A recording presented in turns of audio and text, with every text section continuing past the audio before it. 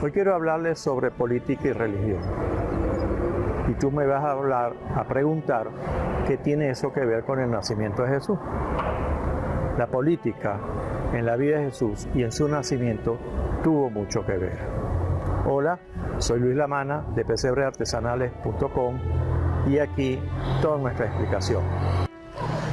La mayoría de las religiones se desarrollan en torno a un concepto de ética y moralidad. La sistematización es lo que conforman las religiones. Ellas sirven para organizar a sus miembros, para organizar la sociedad. Lo político, a su vez, quiere organizar a la sociedad. Ahí viene el enfrentamiento. En la antigüedad, el poder político quedaba superditado a lo espiritual y muchas veces confluía. Un caso típico, Egipto. Cuando un dirigente político, el faraón Akenatón, estableció una nueva religión monoteísta basada en Ra, el sol, desautorizó los sacerdotes de las viejas religiones de la serie de ídolos que tenían. Eso desestabilizó el imperio. A la muerte de este faraón, su hijo Tutankamón, aconsejado por esos viejos sacerdotes, restableció las viejas religiones. Eso generó otra vez la simbiosis entre poder y religión. Los griegos, por ejemplo, que tenían muchos dioses, un dios casi para cada actividad o para cada forma humana de ser, siempre separaron política y religión. La religión para ellos simplemente era ir a consultar los oráculos en Delfos con las vestales, las vírgenes, que se encargaban de dar las predicciones. En América, los chamanes, aparte de ser los curanderos, digamos, la autoridad religiosa, era también a veces los jefes de la tribu. Un ejemplo claro de esa simbiosis de política y religión puede ser Inglaterra, a partir de Enrique VIII, que para poder seguir haciendo su capricho de divorciarse de las cantidad de esposas que tuvo, pues decidió separarse de Roma, del Vaticano, y ser el jefe de su propia iglesia. Hoy en día la reina de Inglaterra es la jefe de la iglesia anglicana. Siempre la religión y la política han estado vinculadas de alguna forma. Por ejemplo, Napoleón Bonaparte obligó a los obispos de París a que lo coronaran y ante la negativa agarró la corona y él mismo se la puso. A veces los líderes políticos se valen de la religión para sus propios fines. Un ejemplo de las cruzadas. Supuestamente un asunto religioso para conquistar la Tierra Santa, pero realmente era para conquistar bienes y fortuna para esos soldados de Cristo. Desde finales del siglo XVII y todo el siglo XVIII, algunos intelectuales establecieron tratar de separar el gobierno de la religión. Un ejemplo claro, la Revolución Francesa. Todos estos movimientos fueron auspiciados por una religión, los masones, que decían que las viejas religiones oficiales habían entorpecido el desarrollo de la humanidad. Pero ellos, que fueron el poder civil, pertenecían a esa religión. Todos los libertadores americanos pertenecieron a la masonería. Francisco de Miranda, Simón Bolívar, Santander, San Martín. De una u otra forma, esa impronta de separar la dejaron plasmada en las constituciones. Constituciones que a partir de la independencia separan lo que es el poder político del poder religioso. Más bien excluyen lo religioso. Que un líder religioso sabe a su vez, un líder político realmente no tiene gran consecuencia, a no ser que este líder sea uno de esos que se creen enviados de Dios, un místico que tiene que hacer cumplir la palabra de Dios, y entonces cumpliendo esa palabra de Dios, comete muchas atrocidades. Los ayatolás, por ejemplo, modernamente es un claro ejemplo. Otro ejemplo es como algunos políticos modernos se han servido de la religión o las religiones para sus propósitos de dominación. No es casual que después que llegaron los barbudos a La Habana empezaran a tratar de soliviantar a la gente, desplazando a la religión oficial y un poco exacerbando esas religiones tribales, ancestrales, africanas.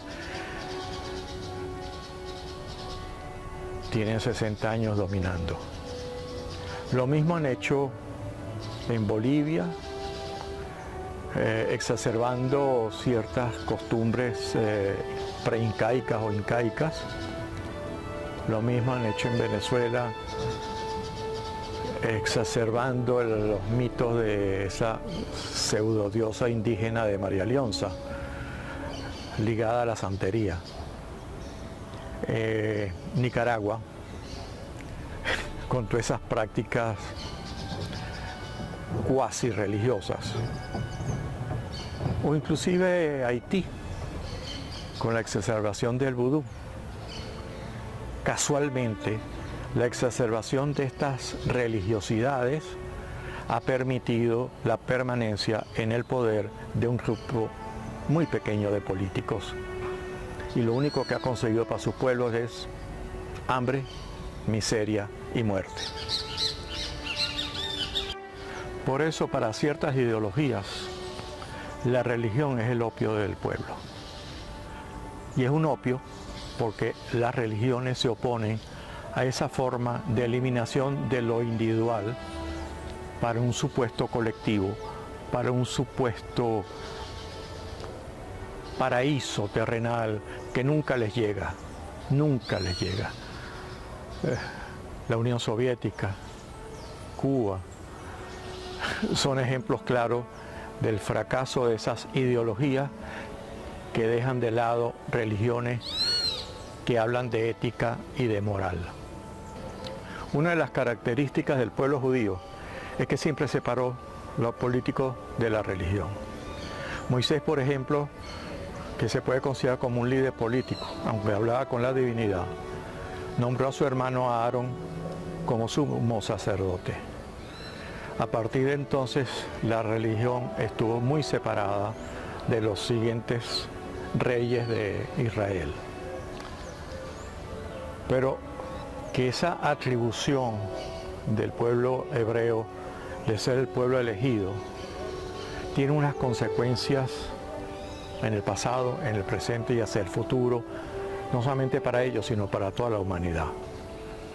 Lo mismo la pretensión de los norteamericanos de ser también el pueblo elegido.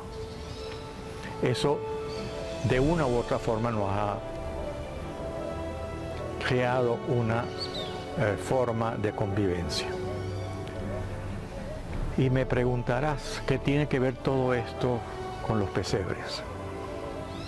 Si no hubiese sido por esa razón política de un César que necesitaba saber cuántas personas le iban a pagar impuestos, José y María no se hubiesen salido de Nazaret, Jesús no hubiese nacido en Belén, por lo tanto, no podía ser el elegido, el Mesías.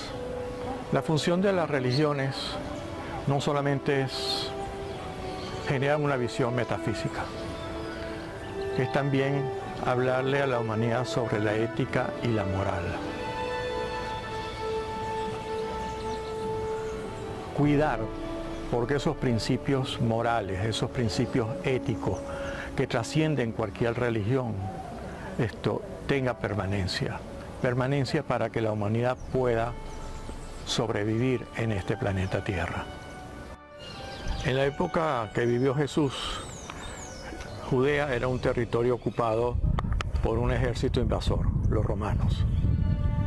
Y como dice Mariano Urresti en su libro La vida secreta de Jesús, la actividad pública de los hombres es política al fin y al cabo.